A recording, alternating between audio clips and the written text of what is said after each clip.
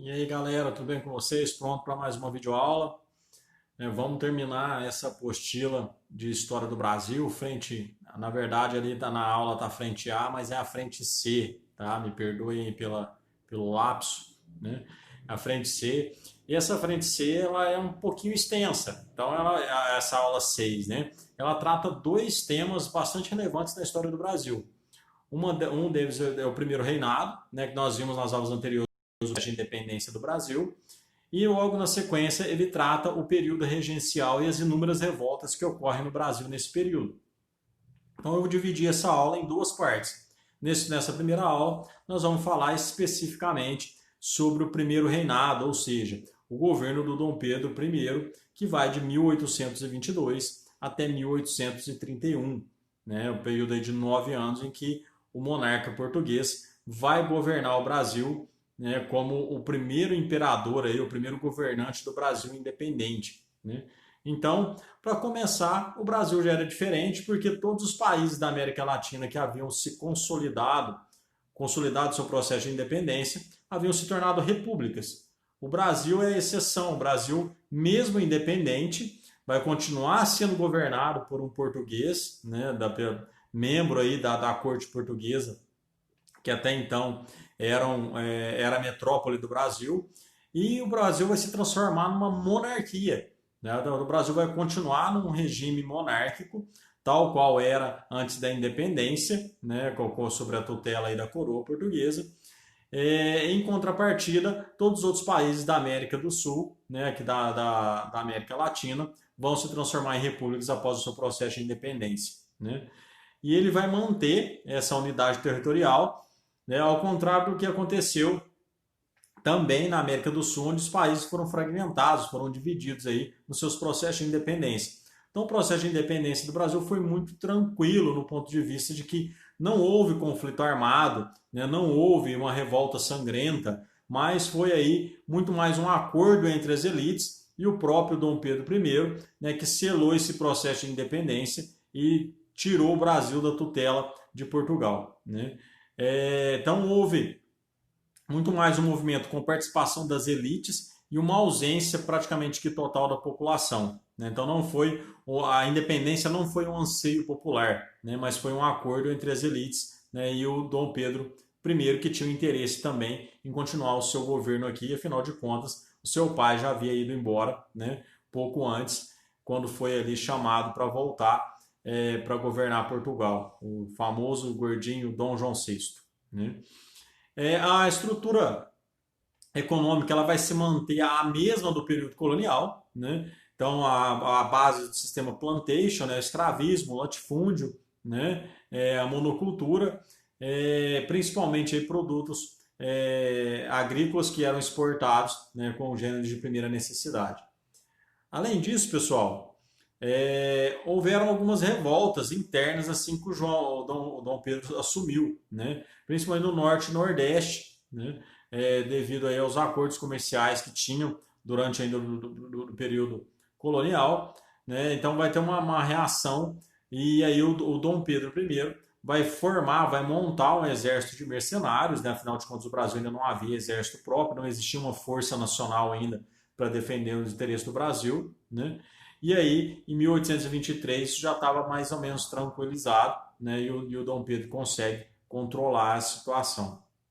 E aí, pessoal, o Brasil entra num limbo diplomático. Né? Afinal de contas, o Brasil vai ter o reconhecimento internacional como país independente pelos Estados Unidos em 1824, mas nesse período, né, os Estados Unidos recém-independente, reconhecer alguém como independente não tinha um peso tão grande no mercado internacional, né, em termos políticos internacionais. A América Latina toda vai ter um certo receio contra o regime político adotado no Brasil, que é a continuidade de uma monarquia, ou seja, o Brasil vai estar liberto, mas com algumas amarras ainda no absolutismo, e nós vamos ver como isso vai se desenhar no governo do Dom Pedro I. Né? Os restantes dos países europeus aguardavam uma posição de Portugal, e Portugal só vai reconhecer o Brasil como país independente em 1825. Tá? Interessante, pessoal, que Portugal só reconhece o Brasil após o pagamento de uma indenização, né? Os portugueses, caras de pau, saquearam, né, usurparam, colonizaram o Brasil por mais de 300 anos e quando saíram daqui, né, se acharam no direito ainda de exigir uma indenização. Indenização essa que o Brasil pagou, né, 2 milhões de libras esterlinas na época. Então o Brasil já começa independente com uma dívida internacional, com uma dívida externa. O Brasil não tinha esse dinheiro, ele pega esse dinheiro emprestado com a Inglaterra, né, e a Inglaterra cede esse empréstimo, o Brasil paga essa indenização para que os portugueses reconhecessem o Brasil como independente, né? Os historiadores afirmam que esse dinheiro nunca saiu da Inglaterra, né? Na verdade, não passou aí de uma grande cartada dos ingleses, né? Eles emprestaram o dinheiro para o Brasil, né? Mas como o dinheiro já iria para Portugal, né? Os ingleses passariam esse dinheiro para Portugal. Só que Portugal já devia à Inglaterra, porque Portugal já consumia inúmeros produtos manufaturados ingleses, né? E aí, com esse dinheiro, serviu para pagar contas dos próprios portugueses com os ingleses. Quem ganhou nisso tudo foram só os ingleses, que ganharam os juros altíssimos aí da dívida que o Brasil contraiu com eles nesse período, né? Como eu disse, essa entrada do Dom Pedro I em algumas regiões não foi tão pacífica assim, né? Dependendo aí de uma mobilização por meio de mercenários, né? Mas foi num sentido mais um sentido mais de organização mesmo do que propriamente de ter uma revolta ou algo nesse sentido, né? Foi mais uma questão de apaziguamento das regiões, né? Que não aí aceitavam muito bem a ideia do Dom Pedro governar o Brasil, né? Os Estados Unidos foi o primeiro a reconhecer porque os Estados Unidos estavam naquela ideia, né, da doutrina Monroe, né, chamada América para os americanos, né, ou seja, América para os norte-americanos, tentando ali montar suas áreas, suas zonas de influência na América, para que pudesse ali, né, enraizar em todos os países daqui, né. Então aí uma figura falando sobre isso, né, o tio Sam, né, fazendo uma alusão aí à doutrina Monroe. E aí, pessoal, o Brasil, então, vai ter uma relação muito próxima com a Inglaterra. Afinal de contas, a Inglaterra vai ser meio que uma protetora da independência do Brasil, porque ela tinha interesses, né, principalmente interesses econômicos aqui, né, como a redução de taxas, redução de impostos, né, para que pudesse, de fato, continuar tendo um mercado muito amplo aqui no Brasil. E é justamente esse estreitamento das relações econômicas com a Inglaterra que vai fazer com que no Brasil demorasse tanto tempo para a indústria crescer, para a indústria se desenvolver, né? Afinal de contas, a concorrência inglesa era mais do que desleal. E nesse processo todo vai haver cada vez mais um endividamento do Estado brasileiro, um endividamento do governo brasileiro, haja vista as dificuldades que vai ter no início desse governo, né? E aí, pessoal, do ponto de vista político, né, 1823, o Brasil precisava de uma Constituição. Até então, as leis que eram utilizadas no Brasil eram leis também que eram as mesmas de Portugal, eram reproduzidas aqui.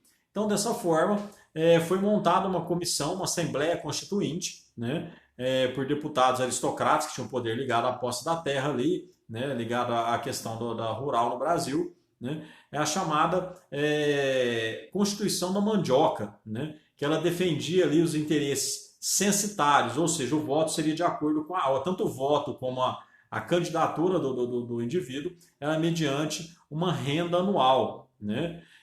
Além disso, essa Constituição era anticolonial, né, a exclusão dos portugueses da administração do Brasil e também anti-absolutista porque dividia os poderes do imperador, ou seja, limitava os poderes de Dom Pedro I. Então, dessa forma, era uma Constituição que estava muito mais aos interesses de uma burguesia, aos interesses dos grandes comerciantes, né, e principalmente desses políticos brasileiros que não queriam ficar refém, né, de um político, de um governante português, né. O Dom Pedro vai acabar impedindo que essa Constituinte se consolidasse, que essa Constituição de fato ganhasse corpo, né, ele desfaz essa Constituinte, e aí ele próprio, né, vai chamar pessoas do seu interesse para fazer então a Constituição brasileira, que é a que vai ser aprovada, né? Vai ser outorgada em 1824, né? Então essa Constituição de 1924 é outorgada, é imposta, ela não é votada, ela não é apreciada, ela foi feita de acordo com os interesses do imperador. Diferentemente da nossa Constituição atual, de 1988, que é uma Constituição promulgada, ou seja, ela passou por toda a sanção, por toda a análise dos deputados da época, né, para que depois ela fosse votada e aí sim sendo colocada em prática. Nesse período aqui, o Dom Pedro não ligou muito para isso. E aí essa Constituição vai ter uma monarquia hereditária, ou seja, vai passar para o seu descendente direto, né? E a divisão do território em províncias, né? Essas unidades administrativas aí, para nós hoje é chamado de Estado. Naquela época tinha uma conotação um pouco diferente. Vai ser formado ainda por 4 poderes: o poder executivo, né? Composto pelo imperador e os ministros, o poder legislativo, né? A Câmara dos Deputados e o Senado, e o poder judiciário, né? Juízes e tribunais. E havia ainda o poder moderador, que esse era exercido única e exclusivamente pelo imperador. Ou seja, ele poderia interferir nas outras esferas do poder, transformando assim o Brasil não numa monarquia onde houvesse uma certa liberalidade política, mas vai haver ali a transformação do Brasil num absolutismo mesmo aos moldes aí do Dom Pedro I. Né? Eleições indiretas para deputados, né? O voto censitário, como eu havia comentado com vocês, vai ser mantido, né? 100 mil réis por paróquia, 200 mil réis para a província, 400 mil réis para ser deputado e 800 mil réis para ser senador, ou seja, precisava ter uma renda bastante satisfatória para se enveredar no meio político. Né? E aí, a primeira Constituição de 1824 do Brasil independente, né? Dos Estados Unidos do Brasil. E aí, pessoal, o primeiro reinado vai se articular dessa forma. Então, o poder moderador ele vai acabar sobressaindo a todas as outras esferas de poder. Ou seja, o Dom Pedro I vai governar, né, vai mandar e vai desmandar em toda essa estrutura que vai trabalhar em torno dele próprio. Né? E aí os cidadãos eram divididos em alguns segmentos. Né? Os passivos, aqueles que não alcançavam a renda suficiente para ter direito político, né? Não podia votar e nem ser eleito. Os ativos volantes tinham a renda suficiente apenas para votar, né? E os ativos eleitores elegíveis, aqueles que tinham renda para votar e para ser votado, ou seja, para se candidatar a algum cargo, né, eletivo aí. E aí, pessoal, a Confederação do Equador surgiu no Nordeste brasileiro, né, e vai ser uma das causas de diminuição da popularidade do Dom Pedro I e vai fazer com que ele depois tivesse a sua imagem muito desgastada. Então há uma crise que vai se instaurar na região Nordeste, principalmente pela queda do preço do açúcar, né, as dificuldades econômicas que a região vai sofrer. E qual que era a ideia dos idealistas desse movimento? Né? Era a instalação de uma república federalista, com autonomia provincial, onde pudesse ter de fato, né, uma autonomia maior do que havia dentro dessa questão. Né? E aí vai aparecer a figura de um senhor, né, que passou por várias questões, por vários momentos.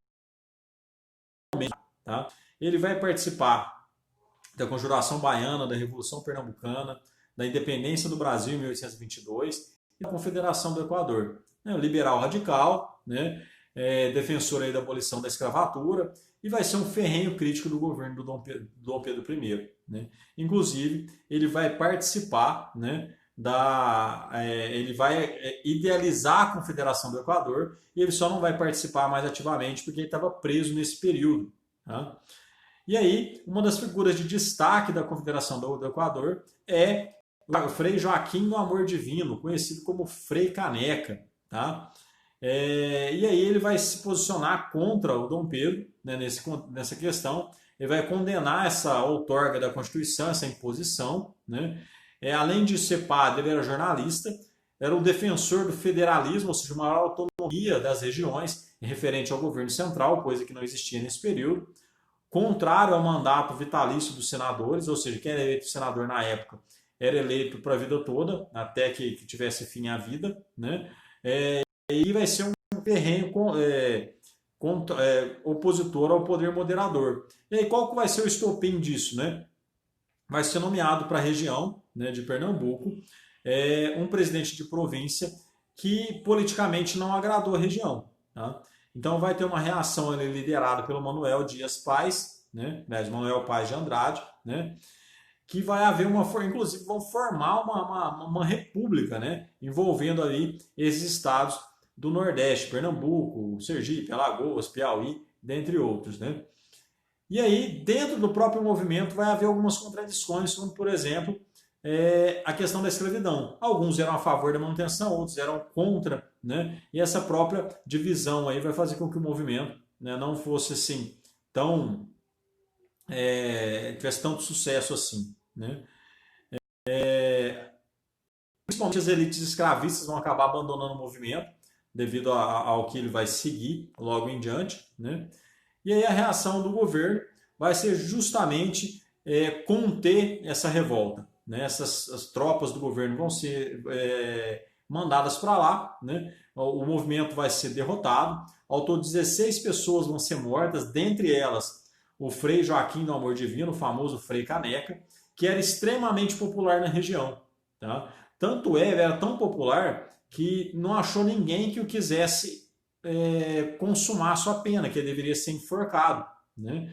E aí não apareceu nenhum carrasco querendo executar a pena dele. Tanto é que ele acabou sendo executado, né? Acabou sendo fuzilado pelo exército a mando aí do Dom Pedro I, né? Como os outros também que foram executados. E essa execução do Frei Caneca vai gerar um descontentamento muito grande e a popularidade do Dom Pedro começa a cair e a cair vertiginosamente, né? Devido aí ao fechamento da Assembleia, a imposição da Constituição, né? A Confederação do Equador como foi. Um outro agravante o Brasil perdeu a província da Cisplatina, que hoje é conhecido como Uruguai. Essa região era de posse do Brasil. E justamente num conflito com a Argentina, a partir de 1828, essa região acaba se tornando independente, e aí vai se transformar no Uruguai, né? Então isso vai gerar um descontentamento ainda maior. Além disso, né, aquele velho ditado, desgraça pouco é bobagem, houve um problema de sucessão em Portugal, principalmente porque o Dom João VI falece em 1826, né, o pai do Dom Pedro, e a princesa Maria da Glória, filha dele, deveria assumir o trono. Só que ela acaba tendo o trono usurpado pelo seu tio, Dom Miguel. Né? Então, o Dom Miguel ali acaba assumindo o poder no lugar da sobrinha. Né? Isso vai fazer com que o Dom Pedro voltasse os olhos para a questão de Portugal e deixasse novamente o Brasil como um segundo plano. Né? Isso vai gerar um descontentamento muito grande nessa elite brasileira e principalmente nessa questão política. Então, uma crise econômica que o Brasil vai estar enfrentando, né? Desequilíbrio comercial, aumento da dívida, a própria falência do Banco do Brasil em 1829. Lembrando que em 1821, quando o Dom João volta para Portugal, né, ele praticamente leva todos os recursos do Banco do Brasil. Né? Além disso, na questão política, um autoritarismo desmedido do primeiro, né?